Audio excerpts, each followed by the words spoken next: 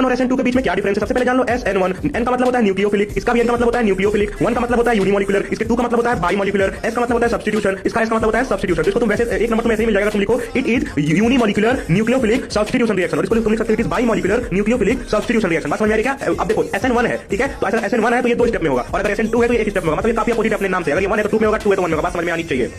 अब क्योंकि इसको जो 2 स्टेप में होना है, इधर इसको 2 स्टेप में होना है, तो यहाँ पे एक पोलर प्रोटिक सॉल्वेंट ले आओ, पोलर प्रोटिक सॉल्वेंट, और इसको एक स्टेप में होना है तो कोई पोलर प्रोटिक सॉल्वेंट की जरूरत नहीं है, तो नो रिक्वायर्ड।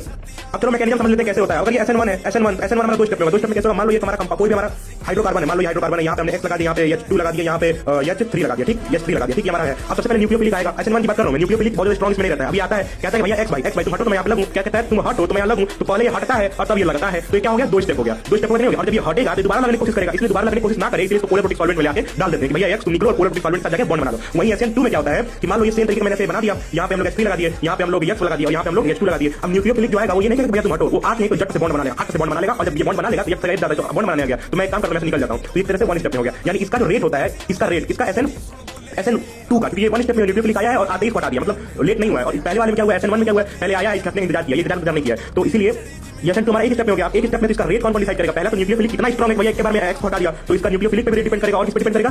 X पे तो करेगा डेफिनेटली, तो X पे करेगा। वहीं हमारा SN1 में न्यूक्लियोफिलिक पे डिपेंड नहीं करता, केवल X पे डिपेंड करता है, ठीक, क्योंकि X के लिए न्यूक्लियोफिलिक रुकता है। बात समझ में आ रही, आनी भी चाहिए।